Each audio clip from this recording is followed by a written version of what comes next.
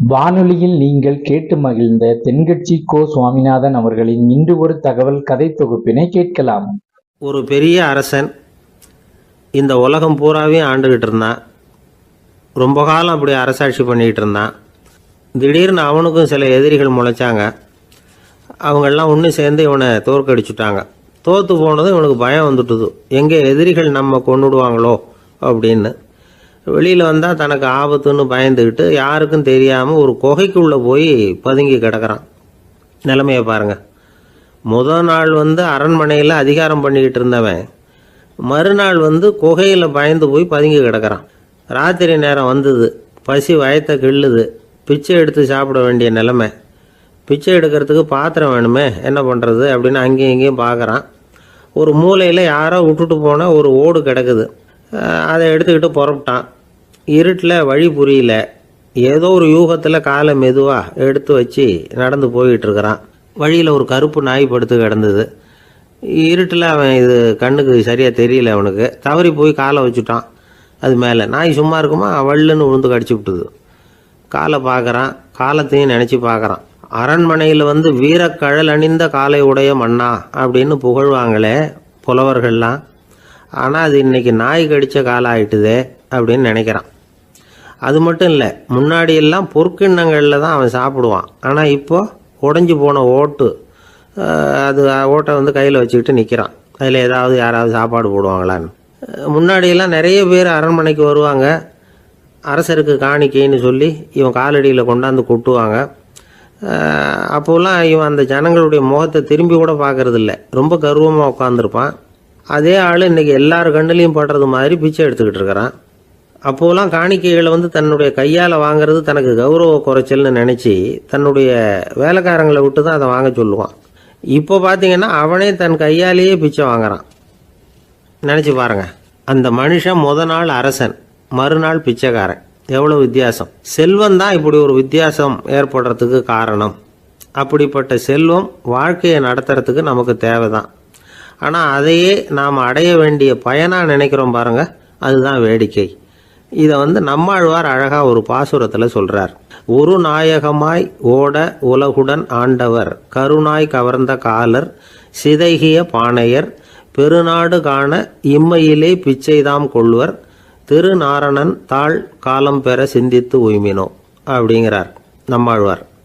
ஒரு பெரிய பணக்காரர் ஒரு துறவிகிட்ட போய், சாமி என்கிட்ட நிறைய பணம் இருக்குது, இருந்தாலும் நிம்மதி இல்லை, என்னால் நிம்மதியாக இருக்க முடியல, என்ன காரணம்னு கேட்டாராம். உடனே அந்த துறவி இதுக்கு நேரடியாக பதில் சொல்லாமல் பக்கத்தில் நின்றுக்கிட்டு இருந்த ஒரு குழந்தைய கூப்பிட்டார். அது ஓடியாந்தது. ஒரு ஆப்பிள் பழத்தை எடுத்து அது கையில் கொடுத்தார். அதை வாங்கிக்கிட்டு குழந்தை சிரிச்சுது. இன்னொரு பழத்தை எடுத்து கொடுத்தார். அதை இன்னொரு கையில் வாங்கிட்டு சிரிச்சுது. மூணாவது ஆப்பிள் எடுத்து கொடுத்தார். 2 பழத்தையும் நெஞ்சில் அணைச்சிக்கிட்டு 3ஆவது பழத்தையும் வாங்கிறதுக்கு முயற்சி பண்ணிச்சு. ஆனால் அது உடனே நழுவி கீழே விழுந்து உருண்டு ஓடிச்சு. ஏற்கனவே இருந்ததும் விழுந்துட்டுது. இப்போ அந்த குழந்தை அழ ஆரம்பிச்சுட்டுது. இப்போ அந்த துறவி பணக்காரர்கிட்ட சொன்னாராம், குழந்தைய கவனிச்சியா, 2 ஆப்பிள் போதும்னு அது நினச்சிருந்தா இப்போ அது அழ வேண்டிய அவசியம் வந்திருக்குமா அப்படின்னாராம். எதுவுமே அளவுக்கு மிஞ்சினா துன்பந்தான். இந்த காலத்தில் இதெல்லாம் யார் காதில் வாங்குறாங்க? ஒருத்தனை நல்ல வழிக்கு கொண்டு வரணும்னு நினச்சி அவனை கூப்பிட்டு உட்கார வச்சு இந்த கதையை சொல்லிகிட்டு இருந்தாங்க. சொல்லிவிட்டு அந்த குழந்தை செஞ்சது தப்பு தானே அப்படின்னு கேட்டிருக்கிறாங்க. ஆமாம், தப்பு தான், நானாக இருந்தால் அப்படி செஞ்சுருக்க மாட்டேன் நானா இவன். 2 பழமே போதும்னு சொல்லியிருப்பியா அப்படின்னு கேட்டிருக்காங்க. அப்படி இல்லைங்க, அவர் கொடுக்க கொடுக்க ஒவ்வொரு பழமாக வாங்கி பின்னாடி வச்சுட்டு மறுபடியும் கையை நீட்டுவேன் அப்படிங்கிறானா. இவெல்லாம் எந்த காலத்தில் திருந்துறது? ஒரு ஊரில் ஒரு மன்னர் இருந்தார். அழகான அரண்மனையில் அவர் இருந்தார். அந்த அரண்மனையை விட அழகாக ஒரு மாளிகையை அந்த ஊர்லேயே வேற ஒருத்தன் கட்டியிருந்தான். அப்படி கட்டி முடித்ததில் அவனுக்கு ரொம்ப பெருமை. எத்தனையோ செல்வந்தர்கள்லாம் பார்த்துட்டு, இந்த மாளிகையை விலைக்கு கொடுத்துட்றியா, எவ்வளவு விலை சொன்னாலும் சரி நாங்கள் வாங்கிக்கிறதுக்கு தயாராக இருக்கோம் அப்படின்னு சொல்லி கேட்டு பார்த்துட்டாங்க. நான் இதை விற்கிறதுக்கு தயாராக இல்லை அப்படின்னு சொல்லிவிட்டான். அவ்வளவு சிறப்பாக கலை அம்சத்தோடு அதை கட்டி முடிச்சிருக்கிறான். அதுவே ஒரு பெரிய அரண்மனை மாதிரி இருந்ததுன்னா பார்த்துங்களேன். சுற்றிலும் அழகான பூந்தோட்டம். ஒரு நாள் அவன் எங்கேயோ வெளியூர் போயிட்டு திரும்பி வந்துக்கிட்டு இருக்கிறான். அப்போது அந்த மாளிகை தீப்பெட்டி எரிஞ்சிக்கிட்டு இருக்கு. பதறி போட்டான். விலைக்கு கேட்டவங்க யாராவது இதை செஞ்சுருக்கணும், இல்லைன்னா மன்னரே செய்த சதியே என்னவோ, இப்படிலாம் அவனுக்கு சந்தேகம். ஒரு மூலையில் உட்காந்து அழ ஆரம்பிச்சிட்டான். அந்த சமயத்தில் அவனுடைய மகன் அங்கே ஓடி வந்தான். அப்பா அழாதீங்க, இதை நான் நேற்று ராத்திரியே நம்ம ஊர் மன்னருக்கு விற்றுட்டேன். இதை கட்டி முடிக்க நமக்கு எவ்வளவு செலவாச்சோ அதை போல் 3 மடங்கு விலைக்கு விற்றுட்டேன். கவலைப்படாதீங்க, இதை விட அழகான மாளிகையை நாம் புதுசாக கட்டிக்கலாம்னா. இதை கேட்டதும் அழுதுகிட்டு இருந்தவன் அழுகையை நிறுத்தினான், சிரிக்க ஆரம்பிச்சிட்டான். இதே இடத்த நான் மன்னர்கிட்ட இருந்து விலைக்கு வாங்குவேன், இதை விட அழகான மாளிகையை கட்டுவேன் அப்படின்னு சுற்றி நின்று எல்லார்கிட்டையும் சொல்லிக்கிட்டு இருந்தான். இந்த சமயத்தில் அவனோட இளைய மகன் ஓடி வந்தான். அப்பா, அண்ணன் சொன்னதெல்லாம் சரிதான், மன்னர்கிட்ட விலை பேசினதெல்லாம் உண்மைதான், ஆனால் விற்றது பேச்சு அளவில் தான். இனிமே தான் பத்திரம் வாங்கணும், எழுதணும், நீங்கள் கையெழுத்து போடணும், பதிவு பண்ணணும், மன்னர்கிட்ட பணம் வாங்கணும். அதுக்காகத்தான் உங்களை எதிர்பார்த்துக்கிட்டு இருந்தோம். அதுக்குள்ளே இப்படி ஆயிட்டுதுன்னா. இப்போ சிரிச்சுக்கிட்டு இருந்தவன் சிரிப்பை நிறுத்தினான். மறுபடியும் குழந்தை மாதிரி அழ ஆரம்பிச்சிட்டான். இது ஒரு சம்பவம். இதிலிருந்து என்ன தெரியுது? அந்த அழகான மாளிகை தன்னுடையது அப்படின்னு நினைக்கும் பொழுது அவனுக்கு அழுகை வந்தது. அது தன்னுடையது இல்லை அப்படின்னு நினைக்கிற போது சிரிப்பு வந்தது. மறுபடியும் அது தன்னுடையது தான் அப்படிங்கிற உணர்வு வரும்பொழுது அழுகை. எது எதிலிருந்து நீ நீங்கி இருக்கிறாயோ அது அதிலிருந்து உனக்கு துன்பம் இல்லை அப்படிங்கிறார் திருவள்ளுவர். இந்த உடம்பு என்னுடையதில்லை அப்படிங்கிற உணர்வு வந்துட்டா அது ஒரு பெரிய நிலை. அந்த நிலை வரணும்.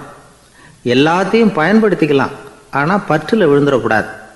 உலகத்தில் இருங்கள், ஆனால் உலகத்தவராக இருக்காதீர்கள்.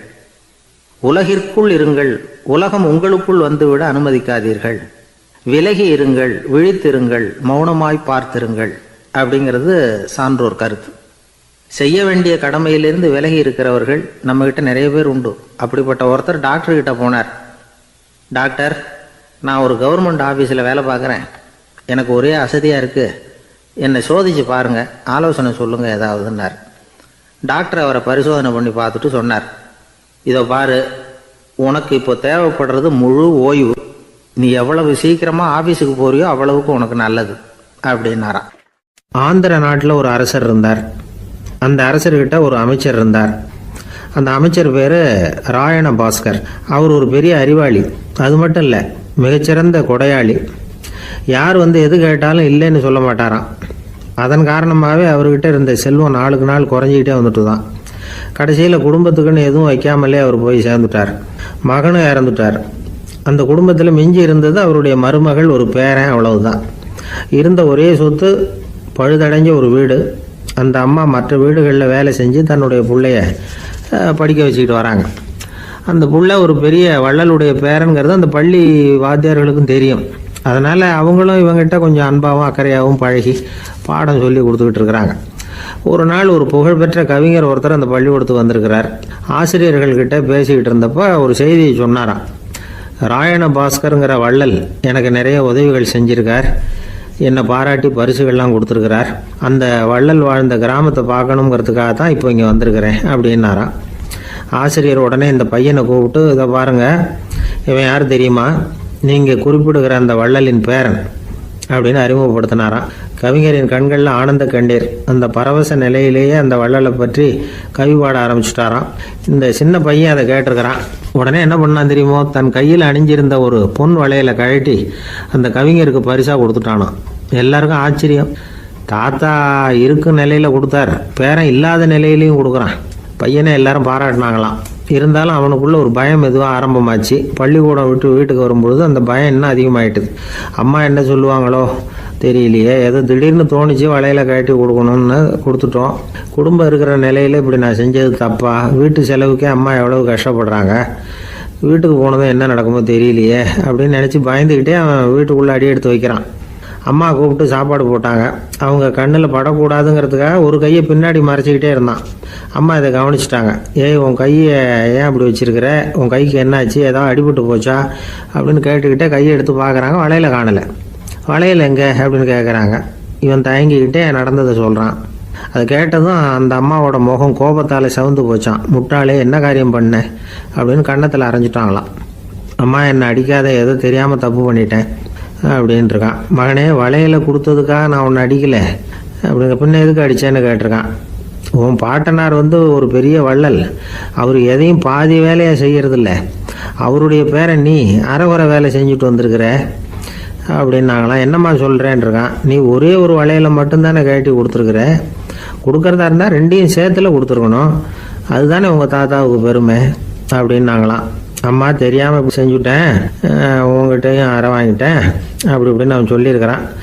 இப்போ அம்மா கொஞ்சம் இருங்க, அந்த கவிஞர் இன்னைக்கு நம்ம ஊரில் தான் தங்கியிருப்பார், நாளைக்கு காலையில் தான் அவர் வந்து எங்கே இருக்காருன்னு விசாரித்து இன்னொரு வளையலையும் கொடுத்துட்றேன் அப்படின்ட்டுருக்கான். மகனே, நல்ல செயல்களையெல்லாம் நாளைக்குன்னு ஒத்தி போடாத, நாளைக்கு என்ன நடக்குங்கிறது யாருக்கு தெரியும், இப்போவே போ, எங்கே இருக்காருன்னு பாரு அப்படின்ட்டுருக்காங்க.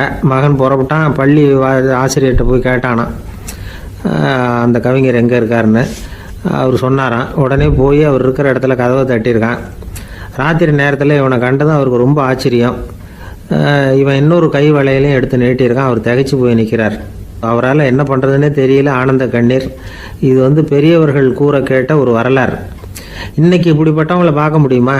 வறுமை வந்து வள்ளல் தன்மையை ஒன்று செய்து விடாதுங்கிறதுக்கு இது ஒரு உதாரணம். ஒருத்தன் இன்னொருத்தனை பார்த்து கேட்டானா, எங்கள் தாத்தா உங்கள் தாத்தாவுக்கு 100 ரூபா கடன் கொடுத்துருக்கிறார், அதை எப்போ திருப்பி கொடுக்க போகிறேன்னு. கவலைப்படாத, எங்கள் பேரன் அதை உங்கள் பேரன்ட்ட திருப்பி கொடுத்துருவான் அப்படின்னு நானா அவன். ஒரு ஊரில் ஒரு ராஜா இருந்தார். பெரிய அரண்மனையில் தான் இருக்கிறார். எல்லா வசதியும் இருந்தது. இருந்தாலும் அவர் எல்லாரும் சொல்கிறது எப்படி தெரியுமா, பிச்சைக்கார ராஜா. அப்படி ஒரு பேர் அவருக்கு நிலைச்சி போச்சு. ஜனங்களும் சரி, மற்ற தேசங்களில் உள்ளவங்களும் சரி, அவர் அந்த பேர் சொல்லியே குறிப்பிடுறது வழக்கமாக போட்டுது. இது அவருக்கு ரொம்ப கவலையாக போச்சு. என்ன இது, நம்மளை தேடி வர்றவங்களுக்கெல்லாம் நாம் சோறு போடுறோம், நம்ம புகழ்ந்து பாடல் ஏற்றி கொண்டு வர்ற புலவர்களுக்கெல்லாம் அவங்க எப்படி வந்தாலும் ஒருவேளை சோறு போடணுங்கிறது உத்தரவு. இவ்வளவுலாம் செஞ்சும் நம்மளை போய் பிச்சைக்கார ராஜான்னு எல்லாரும் சொல்கிறாங்களே, அது எதுக்காக அப்படி சொல்கிறாங்க? இதுதான் ராஜாவுக்கு குழப்பம். சரி, இதை பற்றி நம்ம அமைச்சர்கள் கிட்ட கேட்கலாமா அப்படின்னு யோசனை பண்ணார். இந்த விஷயத்த போய் அவங்க கிட்ட எப்படி கேட்கறதுன்னு அவருக்கு தயக்கமாக இருந்தது.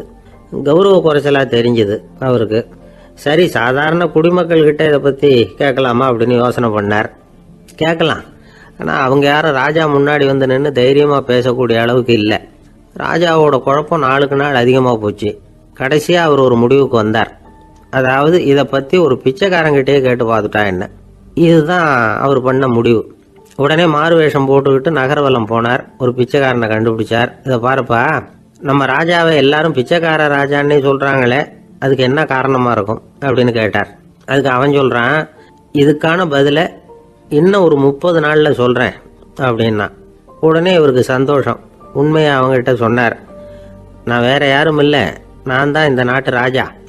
இப்போ நீ என் கூடவே வந்துடு, அரண்மனையிலேயே தங்கிக்கோ, 30 நாள் கழித்து எனக்கு பதில் சொல்லிவிட்டு அதுக்கப்புறமா நீ போகலாம் அப்படின்னு சொல்லி அழைச்சிட்டு வந்துட்டார். அரண்மனையில் ஒரு மூலையில் அவன் தங்கறதுக்கு இடம் கொடுத்தார். தினம் 2 வேளையும் இவனுக்கு சோறு போடுங்க அப்படின்னு உத்தரவு போட்டார். ராஜா கொடுத்த இடத்துல போய் உக்காந்துக்கிட்டான் அந்த பிச்சைக்காரன். தினமும் அந்த அரண்மனையில் நடக்கிறதையெல்லாம் கவனிச்சுக்கிட்டு வந்தான். வேளைக்கு சாப்பாடு வரும், சாப்பிட்டுக்கிட்டு இருக்கான். இப்படி 30 நாள் முடிஞ்சுது. ராஜா வந்தார். என்ன, என்னோட கேள்விக்கு பதில் என்னன்னு கண்டுபிடிச்சிட்டியான்னார். கண்டுபிடிச்சிட்டேன்னா.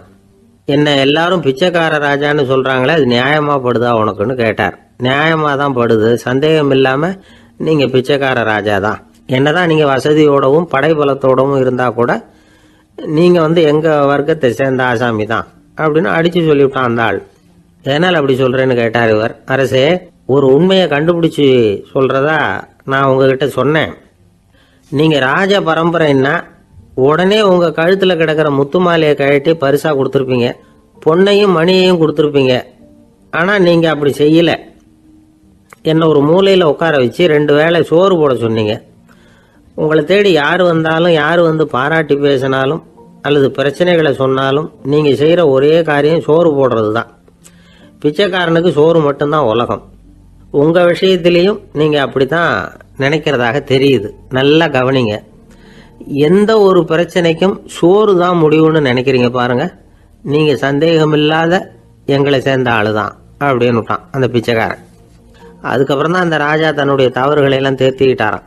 பசின்னு வர்றவங்களுக்கு சோறு தான் போடணும், அது தப்பு இல்லை. பாராட்ட வர்றவங்களுக்கெல்லாம் சோத்தையே போட்டு அனுப்புனா இப்படி தான் பேர் வரும். எனக்கு தெரிஞ்ச ஒருத்தர் தினமும் யாராவது ஒருத்தரை தன் வீட்டுக்கு அழைச்சிட்டு போவார், சாப்பாடு போட்டு அனுப்புவார். முன்னறிவிப்பு இல்லாமல் திடீர்னு ஒரு விருந்தாளியோட வீட்டில் போய் ஒரு நிற்கிறது வழக்கம். அந்த அம்மாவும் இவருக்காக தயார் பண்ணி வச்சிருந்ததை இவர் அழைச்சிட்டு வந்திருக்கிற விருந்தாளிக்கு போட்டுருவாங்க. விருந்தாளி சாப்பிட்டுட்டு போனதுக்கு அப்புறம் இவர் மனைவி கிட்ட உனக்கு சிரமம் வேணாம் அப்படின்னு சொல்லிவிட்டு பக்கத்தில் உள்ள ஒரு ஹோட்டலுக்கு போய் காசு கொடுத்து சாப்பிட்டுட்டு வந்துடுவார். பல நாள் இப்படி நடக்கும். ஒரு நாள் அவரை தனியாக கூப்பிட்டுக்கிட்டு போய் ஏன் இப்படி பண்ணுறீங்கன்னு கேட்டோம். அதுக்கு அவர் சொல்கிறாரு, எங்கள் வீட்டு சாப்பாட்டிலேருந்து தப்பிக்கிறதுக்கு எனக்கு வேற வழி எதுவும் தெரியல சார், அதனால தான் இப்படி பண்ணிட்டு இருக்கிறேன் அப்படின்னார். ரொம்ப பரிதாபம். ஒரு ஊரில் ஒரு மன்னன் இருந்தான், கொடுங்கோல் மன்னன். நிறைய தொந்தரவு பண்ணிக்கிட்டு இருந்தான். அவன் ஒரு தடவை என்ன பண்ணான் தெரியுமா? ஒரு தப்பும் பண்ணாத ஒரு இளைஞனை பிடிச்சி ஜெயிலில் அடைச்சுட்டான். அந்த பையனோட சொந்தக்காரங்கள்லாம் ராஜா கிட்ட போனாங்க. அவன் ஒரு தவறும் பண்ணலை, அவனை விடுதலை பண்ணுங்க அப்படின்னு கெஞ்சி கேட்டுக்கிட்டாங்க. மன்னன் யோசனை பண்ணான். அந்த இளைஞனை கூப்பிட்டுக்கிட்டு வர சொன்னான். அவனை கொண்டாந்து ராஜா முன்னாடி நிறுத்தினாங்க. இதை பாருப்பா, உன்னை நான் விடுதலை பண்ணுவேன், ஆனால் ஒரு கண்டிஷன். அந்த நிபந்தனையை நீ நிறைவேற்றினா உனக்கு விடுதலை அப்படின்னா மன்னன். சரின்னு ஒத்துக்கிட்டான் பையன். மன்னன் கண்டிஷன் என்னங்கிறத சொன்னான். உங்ககிட்ட ஒரு செம்மறி ஆட்டை கொடுக்க போகிறேன், 1 மாதத்துக்கு அதுக்கு தேவையான தீனியையும் கொடுக்க போகிறேன். 1 மாதம் கழித்து அந்த ஆட்டை எடை போட்டு பார்ப்பேன். அந்த ஆட்டின் எடை கொஞ்சம் கூட கூடி இருக்கக்கூடாது. எடை கூடி இருந்தால் உனக்கு விடுதலை கிடையாது. என்ன சொல்கிற அப்படின்னா. பையனுக்கு ஒன்றும் புரியல, பயமாக போயிட்டுது. குழம்பிக்கிட்டே நின்றுக்கிட்டு இருக்கிறான். சரி, ஒரு நாள் டைம் தரேன், நல்லா யோசனை பண்ணி பார்த்துட்டு நாளைக்கு உன் முடிவை சொல்லு அப்படின்னா மன்னன். பையன் கவலையோடு வெளியில் வந்தான். அங்கே ஒரு பெரியவர் நின்றுக்கிட்டு இருந்தார். அவர்கிட்ட விஷயத்தை சொன்னான். அந்த பெரியவர் இந்த பையனுக்கு காதோட காதாக ஒரு வழியை சொல்லி கொடுத்தார். அதை கேட்டதும் பையன் மறுபடியும் மன்னன் முன்னாடி நின்னா, உங்கள் நிபந்தனையை ஏற்றுக்கிறேன்னு சொன்னான். மன்னன் ஒரு ஆட்டுக்குட்டியையும் அதுக்கு 1 மாதத்துக்கு தேவைப்படுற தீவனத்தையும் கொடுக்கும்படியாக உத்தரவு போட்டான். கொடுத்தாங்க, ஓடிட்டு போயிட்டான். 1 மாதம் தினமும் தவறாமல் அந்த தீவனத்தை ஆட்டுக்குட்டிக்கு போட்டுக்கிட்டு இருக்கிறான். 1 மாதம் கழித்து அந்த ஆட்டை அரண்மனைக்கு ஓட்டிகிட்டு போனான். மன்னன் அதை எடை போட்டு பார்க்குறான், எடை கூடவே இல்லை, அப்படியே தான் இருக்குது. உடனே போட்ட நிபந்தனைப்படி அந்த இளைஞனை விடுதலை பண்ணிவிட்டான். சரி, ஆட்டுக்கு எடை கூடாமல் இருக்கிறதுக்கு அந்த பெரியவர் சொல்லி கொடுத்த யோசனை என்ன அப்படின்னா, அது வேற ஒன்றும் இல்லை. அந்த ஆட்டுக்கு எதிரில் அது கண்ணில் படுற மாதிரி ஒரு ஓநாயை கட்டி போட சொன்னார். அவ்வளவுதான். ஆட்டுக்கு ஓநாய்ங்கிறது பிறவி பகை. ஓநாயை பார்த்தா ஆடு நடுங்க ஆரம்பிச்சிரும், அவ்வளவு பயம். தினமும் அந்த ஆடு பயந்துக்கிட்டே தீனி சாப்பிட்டுது, எடை கூடல. அதுதான் ரகசியம். இது சின்ன பிள்ளைங்களுக்கான ஒரு கதை. இதிலேருந்து தெரிஞ்சுக்க வேண்டிய உண்மை என்னன்னா, நாமெல்லாம் சாப்பிட்றப்ப மனசும் உடம்பும் அமைதியாக இருக்கணும். அப்போதான் அது உடம்புல ஒட்டும். அவசரத்துலையும் பயத்துலையும் சாப்பிட்டா அது சரியா ஜீரணம் ஆகாது. இன்னொரு ராஜா இருந்தார். அவரும் ஒரு இளைஞனை ஜெயிலில் அடைச்சி விட்டார். விடுதலை பண்ணணும்னா ஒரு கண்டிஷன்னார். என்னன்னு கேட்டான். ஒரு ஆட்டுக்குட்டியை அவன் முன்னாடி கொண்டாந்து நிறுத்துவேன், நீ அதுக்கிட்ட ஒரு கேள்வி கேட்கணும், அதுக்கு சரியான பதிலை சொல்லணும். அப்படி செஞ்சுட்டா உனக்கு விடுதலைன்னார். இளைஞன் யோசனை பண்ணி பார்த்தான். சரின்னு ஒத்துக்கிட்டான். அது பிரகாரமே ஆட்டுக்குட்டியை பதில் சொல்ல வச்சுட்டான். என்ன நடந்தது தெரியுமா? ஆட்டுக்குட்டியை கொண்டாந்து நிறுத்தினாங்க. இவன் மெதுவாக அதுக்கிட்ட போனான். அது காதுகிட்ட போய் ஏப்ரலுக்கு அடுத்த மாதம் என்ன மாதம்னு கேட்டான். அது உடனே மேன்னு கத்திச்சு. இவன் விடுதலை ஆயிட்டான். ஒரு ராஜா இருந்தார். நாடு பூராவும் நிறைய மரங்களை நட்டு வளர்க்கணுங்கிறது அவரோட ஆசை. தானே அதுக்கு முன்மாதிரியாக இருக்கணும்னு நினைச்சார். அரண்மனையை சுற்றி மரங்களை நட்டு வளர்த்தார். இதை பார்த்துட்டு ஜனங்களும் அவங்கவுங்க வீட்டை சுற்றி மரக்கன்றுகளை நட்டு வளர்த்தாங்க. கொஞ்ச காலத்தில் ஊர் பூரா பசுமையாக மாறிச்சு. எல்லாருக்கும் சந்தோஷமாக இருந்தது. இது ஒரு பக்கம் இருக்கட்டும். இப்போ நான் சொல்ல போகிற கதை வேற. அதாவது, அந்த ராஜா ஒரு நாள் தன்னுடைய அரண்மனையை சுற்றி இருக்கிற விதவிதமான மரங்களை எல்லாம் போய் பார்த்தார். எப்படி இருக்கிறீங்க அப்படின்னு ஒவ்வொரு மரத்துக்கிட்டையும் விசாரிச்சாராம். எந்த மரமும் சந்தோஷமாக இருக்கிறதா தெரியல. அதுக்கும் மனசில் ஒரு குறை. முதல்ல ஆலமரத்துக்கிட்ட போனார். அது சொல்லிச்சு, மன்னா, நான் நல்லா பெருசாக வளர்ந்துருக்கிறேன், அடர்த்தியாக இருக்கிறேன், கிளையெல்லாம் 4 பக்கமும் நல்லா படர்ந்து தான் இருக்குது. இருந்தாலும் எந்த பிரயோஜனமும் இருக்கிறதா தெரியல எனக்கு. என்னுடைய பழம்லாம் ரொம்ப சின்னதாக இருக்குது, என் கண்ணுக்கு சரியாக புறப்பட மாட்டேங்குது. நான் இருக்கிற சைஸுக்கு என்னுடைய கிளையில் இருக்கிற பழம்லாம் எவ்வளவு பெருசாக இருக்கணும், அது இத்தினூண்டு இருக்கிறது எனக்கு பெரிய அவமானமாக இருக்குது. இப்படி இங்கே நின்றுக்கிட்டு இருக்கிறதே ரொம்ப கூச்சமாக இருக்குது. ஒரு நல்ல புயல் வந்ததுன்னா பேசாமல் சாஞ்சு விடலாமான்னு பார்க்குறேன் அப்படின்னு புலம்புது ஆலமரம். சரி இருக்கட்டும்னு நினச்சிக்கிட்டு ராஜா அடுத்தபடியாக ஒரு அத்தி மரத்துக்கிட்ட போனார். அதுவும் புலம்ப ஆரம்பிச்சுட்டுது. நான் கூட பெரிய மரம் தான், இல்லை இலையெல்லாம் அழகாக தான் இருக்குது, பழம் அழகாக இருக்குது, இருந்தாலும் உள்ள விஷயம் இல்லையே, அத்தி பழத்தை புட்டு பார்த்தா அத்தனையும் சொத்த அப்படின்னு பழமொழியே உண்டாயிட்டுதே. இப்படி ஒரு கெட்ட பேரோட நான் இருக்கணுமா அப்படின்னு புலம்புது அது. சரி இது இருக்கட்டும் அப்படின்னு சொல்லி அடுத்தபடியாக வேப்ப மரத்துக்கிட்ட போனார். அது தன்னுடைய வேதனையை வெளியிட்டது. எனக்கு எவ்வளவோ மருத்துவ குணங்கள்லாம் இருக்கிறதா சொல்லிக்கிறாங்க, இருந்தாலும் என்ன பிரயோஜனம், என்னுடைய பழத்தை மனிதர்கள் யாரும் விரும்பி சாப்பிட்றது இல்லையே அப்படின்னுது. ராஜா அடுத்தாப்புல இருந்த ஒரு பனை மரத்துக்கிட்ட போனார். நான் நல்லா உயரமாக தான் வளர்ந்துருக்கிறேன், மற்ற மரங்கள்லாம் என்னை அண்ணாந்து தான் பார்க்கணும், இருந்தாலும் என்கிட்ட நிழலுக்காக யாரும் ஒதுங்கிறது இல்லையே அப்படின்னுது. என்ன இது எல்லா மரமும் இப்படி திருப்தி இல்லாமல் இருந்துகிட்டு இருக்குதே அப்படின்னு நினச்சிக்கிட்டே ராஜா அடுத்தபடியாக அங்கே இருந்த ஒரு பைன் மரத்துக்கிட்ட போனார். அழகாக உயரமாக பசுமையாக தான் இருந்தது, ஆனால் பழமோ பூவோ கிடையாது. அதை நினச்சி அது வருத்தப்பட்டுக்கிட்டு இருக்குது. ஓக் மரம் அது ஒன்று நின்றுட்டு இருந்தது. அது என்ன சொல்லிச்சுன்னா, இலையுதிர் காலத்தில் என் மேலே இருக்கிற எல்லா இலைகளும் உதிர்ந்து போடுது, முடி கொட்டின மனிதர்கள் மாதிரி மொட்டையாக நான் நிற்க வேண்டி இருக்குது, என்ன வாழ்க்கை இது அப்படின்னு சொல்லி அழுத்துக்கிட்டது. சரி புளிய மரம் என்ன சொல்லுது பார்ப்போம்னு அதுகிட்ட போனால், என்னுடைய நிழலில் யாருமே தங்க மாட்டாங்க, உடம்புக்கு சூடுன்னு ஒதுங்கி போயிடுவாங்க, அடிமரத்தை பார்த்தீங்கன்னா பட்டையெல்லாம் உறிஞ்சி பார்க்கறதுக்கே கேவலமாக இருப்பேன் அப்படின்னுது அது. முருங்கை மரம் என்ன சொல்லிச்சு தெரியுமா, என்னுடைய இலை காயெல்லாம் சாப்பிட்றவங்களுக்கு சத்து கொடுக்கறது வாசவம் தான், ஆனால் என் உடம்புல சத்தே கிடையாது, கொஞ்சம் வேகமாக காற்று அடிச்சதுன்னா முறிஞ்சி விழுந்துடுறேன், என்ன வாழ்க்கை இது அப்படின்னு சொல்லி அது வருத்தப்பட்டது. ராஜா யோசனை பண்ணார், என்ன இது மரங்கள் பூமியின் வரங்கள்னு சொல்கிறோம், மழை பெய்யறதுக்கு அதுதான் காரணம், பூமி செழிப்பாக இருக்கிறதுக்கும் அதுதான் காரணம், வீடு கட்டுறதுக்கு மரம், நாற்காலி செய்ய உபயோகப்படுத்துறதுக்கும் அதுதான் உபயோகப்படுது, மனுஷனுக்கு வேண்டிய ஆகாரங்களையும் கொடுக்குது, இப்படிலாம் இருந்தும் எல்லா மரமும் நிம்மதி இல்லாமல் இருந்துகிட்டு இருக்குதே அப்படின்னு நினைச்சார். அப்போ அங்கே இருந்த ஒரு மகிழ மரம் அவர் கண்ணில் பட்டது. அந்த மரம் மட்டும் கொஞ்சம் நிம்மதியாக மகிழ்ச்சியாக இருக்கிறது மாதிரி தெரிஞ்சுது. உடனே ராஜா அதுகிட்ட போனார். உனக்கு மனசில் எதுவும் குறை இல்லையான்னு கேட்டார். இல்லை நான் சந்தோஷமாக தான் இருக்கேன்னு அந்த மகிழ மரம். அப்படியான்னு ஆச்சரியமாக கேட்டார் ராஜா. ஆமாம் மன்னா, இந்த இடத்துல நீங்கள் ஒரு முருங்கை மரத்தையோ வேப்ப மரத்தையோ கூட நட்டிருக்கலாம், ஆனால் இந்த இடத்துல நடுறதுக்கு என்ன தேர்ந்தெடுத்திருக்கிறீங்க, அதுவே எனக்கு பெருமை, அதுவே எனக்கு திருப்தி அப்படின்னு தான் மகிழ மரம். மகிழ மரம் சாதாரணமாக தான் இருக்கும், இளம் மஞ்சள் நிறத்தில் பூக்கள், அது காய்ந்தும் மனம் வீசும். மகிழ மரம் மாதிரி மன திருப்தியோடு வாழறதுக்கு நாம் கற்றுக்கணுமா.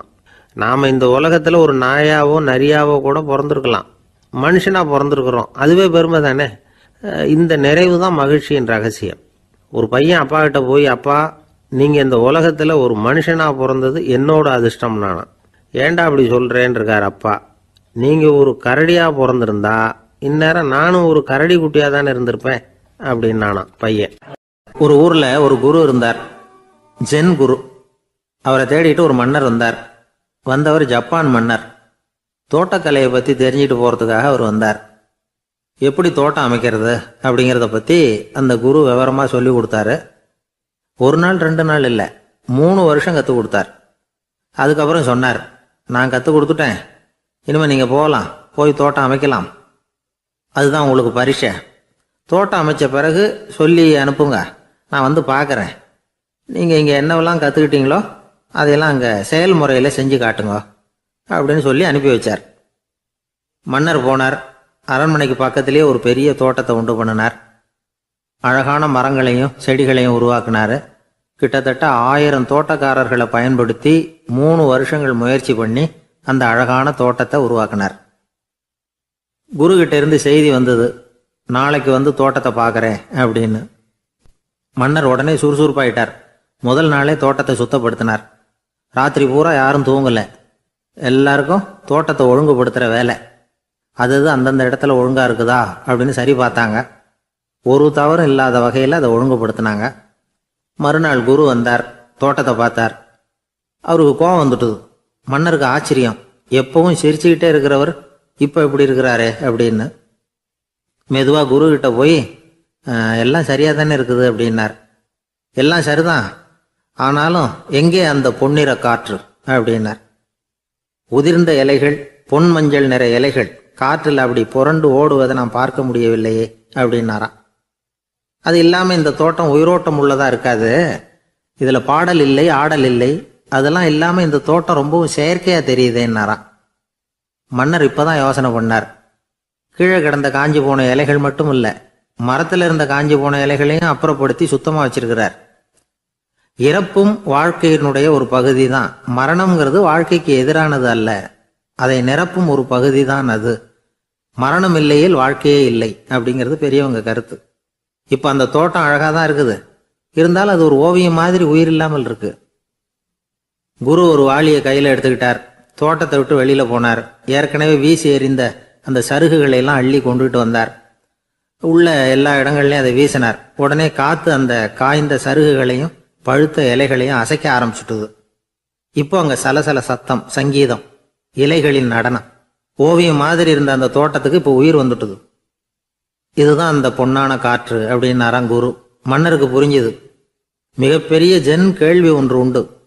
உம்மான் அப்படிங்கிற ஒரு பெரிய குருவை பார்த்து துறவி ஒருத்தர் கேட்டாராம், இலைகள் எல்லாம் கீழே விழுந்து மரங்கள் மொட்டையாக இருக்கும் பொழுது என்ன நடக்கும்? இதுதான் கேள்வி. இதுக்கு உம்மான் சொன்ன பதில் பொன்னான காற்று, தி கோல்டன் விண்ட் அப்படின்னாராம். இதுக்கு என்ன விளக்கம்னா, உன்னுடைய எண்ணங்கள் எல்லாம் உன்னுடைய மனசிலிருந்து கீழே விழுந்து உனது உள்ளுணர்வானது மொட்டையாக நிற்கும் நிலைதான் அது. உனது வேர்களின் அருகில் காற்று வீசுகிறது.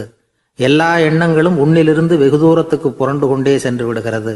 நீ அவற்றை கடந்து விட்டால் நீ அவைகளுக்கெல்லாம் மேலெழுந்து கீழே பார்ப்பவனைப் போல நிற்க ஆரம்பித்து விடுவாய். அதுதான் தியானம் என்பது அப்படின்னு சொல்றாங்க. தியானம்ங்கிறது எண்ணத்துக்கு எதிரானதில்லை. தியானம்ங்கிறது எண்ணங்களை கடந்து செல்வதுதான்.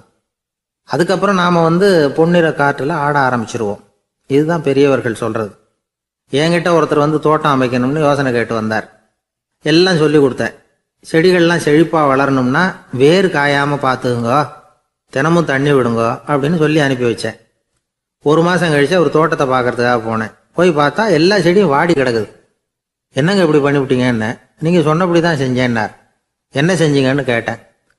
வேர் காயாம பார்த்துக்க சொன்னீங்க, தினமும் ஒரு தடவை எல்லா செடியையும் ஒவ்வொன்றா பிடுங்கி பார்த்து வேர் காயாம இருக்கா அப்படின்னு பார்த்துட்டு அதுக்கப்புறம் தண்ணி பாய்ச்சனே, அவ்வளவுதான் அப்படின்னார். விவசாயிகள் அவங்க விவசாயம் முன்னேறி இருக்கிற அளவுக்கு விவசாயிகளுடைய வாழ்க்கை தரம் முன்னேறல. அந்த அளவுக்கு அவர்கள் நாட்டுக்காக உழைச்சிக்கிட்டு இருக்கிறாங்க.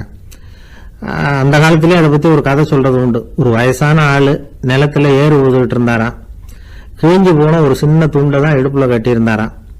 தலையில ஒரு கந்தலை சுத்தி இருந்தார். உடம்பு பூரா சேரு, ரொம்ப ஏழை. ஏறு ஓட்டிட்டு இருக்கிறவர் வேற எப்படி இருப்பார்? இருந்தாலும் அந்த ஆளு ரொம்ப ஜாலியா பாட்டு பாடிக்கிட்டே ஏறு உழுதுகிட்டு இருந்தாராம். உடம்புலதான் அவர் ஏழையை தவிர மனசுல ஒரு ஏழையா தெரியல. அந்த சமயத்துல அந்த நாட்டு ராஜா அந்த பக்கமா குதிரை மேல வந்தாராம். வேட்டைக்கு போயிட்டு பரிவாரங்களோட திரும்பி வந்துகிட்டு இருக்கிறார். ரொம்ப செல்வ செழிப்புல இருக்கிற ராஜா அவரு இந்த வயசான விவசாயியை பார்த்திருக்கார். இந்த ஆளு ரொம்ப ஏழைங்கிறது அவர் பார்த்தாவே பளிச்சுன்னு தெரியுது. கட்டிக்கிறதுக்கு நல்ல துணி இல்லை, உடம்போ இழைச்சி போயிருக்குது, வயிறு முதுகுல போய் ஒட்டிட்டு இருக்கு, கண்ணு குழு விழுந்து போயிருக்குது. ஆனாலும் முகத்தை பார்த்தா சந்தோஷமா இருக்கிற மாதிரி இருக்கு. இவ்வளவு உற்சாகமா பாடிட்டு இருக்கிறாரே அப்படின்னு ஆச்சரியமா நினைச்சு பார்த்தார் அந்த ராஜா. சரி, அவர்கிட்ட கொஞ்சம் பேச்சு கொடுத்து பார்க்கலாம் அப்படின்னு முடிவு பண்ணார். ஐயா பெரியவரே, இப்படி கொஞ்சம் வர முடியுமான்னாராம். பொழுது போறதுக்குள்ள நான் இந்த வயல் பூரா உழவு ஓட்டி ஆகணும், அதனால பேசுறதுக்கு நேரம் இல்லை அப்படின்னாராம் அந்த பெரியவர். என்ன அவ்வளவு அவசரமா? மீதி இருந்தா நாளைக்கு உழுவக்கூடாதா? அது சரி, உனக்கு எத்தனை ஏக்கர் நிலம் இருக்கு அப்படின்னு விசாரிச்சிருக்கார் ராஜா. எனக்குன்னு சொந்தமா உள்ளங்கை அளவு கூட நிலம் கிடையாது. இது எங்க முதலாளியோட நிலம். இதை பூராவும் உழுது முடிச்சாதான் அவர் கூலி கொடுப்பார். நான் கூலிக்கு உழுதுகிட்டு இருக்கிறேன். உங்ககிட்ட பேசிக்கிட்டு இருந்தா அவருக்கு துரோகம் பண்ணது மாதிரி ஆயிடும் அப்படின்னாராம். ராஜா குதிரையை விட்டு கீழே இறங்கினார். வரப்புல நடந்து அந்த பெரியவர்கிட்டயே போனாராம். சரி, ஒரு நாள் பூரா உழுதான் உனக்கு எவ்வளவு கூலின்னு கேட்டிருக்கார். 8 அணா கூலி கிடைக்கும்னாராம் அவர். இது ரொம்ப காலத்துக்கு முன்னாடி நடந்த ஒரு சம்பவங்கிறதுனால அப்ப 8 அணா கூலிங்கிறது ரொம்ப பெருசு. இருந்தாலும் அதுவும் அந்த ராஜாவுக்கு பெரிய கூலியா தெரியல. இவ்வளவுதானா, இதை வச்சுக்கிட்டு நீ எப்படி காலம் தள்ளுற அப்படின்னாராம். ஒன்னும் கவலை இல்லை அப்படின்னாராம் அவரு. ராஜாவுக்கு ரொம்ப ஆச்சரியமா போச்சு. 8 அணா கூலி வாங்குற இந்த ஆளு கவலை இல்லாம இருக்கிறார், ஏராளமான வசதியோட இருக்கிறன்னா கவலை இல்லாம வாழ முடியலையே அப்படின்னு நினைச்சு பார்த்திருக்கார். அது சரி, 8 அணாவில் எப்படி குடும்பம் நடத்துற அப்படின்னு கேட்டாராம். எனக்கு கிடைக்கிற 8 அணாவில் 2 அணா குடும்பத்துக்கு செலவழிக்கிறேன், 2 அணா பழைய கடனுக்கு கொடுக்குறேன், 2 அணா தர்மம் செய்யறேன், 2 அணா வட்டிக்கு கொடுக்குறேன், ஒரு குறையும் இல்லைன்னாராம். ராஜாவுக்கு ஒன்றும் புரியல. எனக்கு ஒன்றும் புரியலேன்னு இருக்காரு. ஐயா, எனக்கும் என் மனைவிக்கும் 2 அணா செலவாகுது. வயசான அம்மா அப்பா இருக்கிறாங்க, சின்ன வயசுல என்னை காப்பாத்தினவங்க அவங்க. அந்த கடனுக்கு 2 அணா செலவாகுது, அது பழைய கடன். என் தங்கச்சி ஒருத்தி ஆதரவு இல்லாத நிலைமையில தன்னுடைய மகனோட என் வீட்டுல வந்து இருக்கிறா. அவளுக்கும் அவள் மகனுக்கும் 2 அணா செலவு பண்றேன், அது தர்மம். எனக்கு 2 பிள்ளைங்க இருக்கிறாங்க, அவங்களுக்கு 2 அணா செலவு பண்றேன், அது வட்டிக்கு கொடுக்கறது மாதிரி. பிற்காலத்துல அவங்க எங்களை காப்பாத்துவாங்க. அந்த வகையில நான் திருப்தியோட வாழ்ந்துகிட்டு இருக்கிறேன் அப்படின்னாராம். ராஜாவுக்கு அர்த்தம் புரிய ஆரம்பிச்சுதான். அந்த பெரிய நிலத்தை விலை கொடுத்து வாங்கி அந்த பெரியவருக்கே தானமா கொடுத்துட்டாராம். இப்போ ஊழவருக்கே நிலம் சொந்தமாயிட்டுது. அன்னையிலிருந்து அரசனுக்கும் ஆறுதல் கிடைச்சுதான். இப்படி ஒரு கதை சொல்லுவாங்க. 8 அணா வருமானத்தை வச்சுக்கிட்டு எப்படி காலத்தை தள்ளுறதுன்னு சொல்றதுக்காக இந்த கதையை சொல்றதாக யாரும் தப்பா நினைச்சுக்க கூடாது. கிடைக்கிறத எப்படி பங்கு போடுறார், எப்படி திருப்தியா வாழறார் அப்படிங்கிறது தான் முக்கியம். அது மாதிரி இன்றைக்கு இந்த பொங்கல் திருநாள்ல உழவர்கள் மனசு மகிழ்ச்சியா இருந்ததுன்னா அது எல்லாரும் மகிழ்ச்சியா இருக்கிறது மாதிரி அர்த்தம். அதனால அவர்கள்ட்ட இருந்து நாம பாடம் கத்துக்கணும். சில உழவர்கள் தங்கள் நிலத்துல விளையறத தாங்கள் சாப்பிட மாட்டாங்க, அடுத்தவங்கள்ட்ட வித்துட்டு சந்தையில போய் வேற அரிசி வாங்கிட்டு வந்துதான் இவங்க சாப்பிடுவாங்க. அப்படிப்பட்ட விவசாயிகள்லாம் இது உண்டு. பங்கிடுகிற பண்பை உழவர்கள்ட்ட இருந்து கற்றுக்கொள்ளுங்கள் அப்படிம்பாங்க. ஒரு ஆள் நிம்மதியா மகிழ்ச்சியா இருந்தானா, உங்க நிம்மதிக்கும் மகிழ்ச்சிக்கும் என்ன காரணம்னு கேட்டிருக்காரு இன்னொருத்தர். என்கிட்ட இருந்தது பூராவையும் என் பிள்ளைங்களுக்கு சமமா பங்கு போட்டு கொடுத்துட்டேன், எனக்குன்னு எதுவுமே வச்சுக்கல, அதுதான் நிம்மதிக்கு காரணம்னு இருக்கான். உங்ககிட்ட இருந்தது எவ்வளவு இருந்தது அப்படின்னு கேட்டிருக்காரு அவரு. மொத்தமா ஒரு 50,000 ரூபாய் இருக்கும் அப்படின்னு இருக்கான். அவ்வளவும் பணமாவே இருந்ததா அப்படின்னு கேட்டிருக்காங்க அவங்க. இல்லைங்க, அவ்வளவும் கடன்.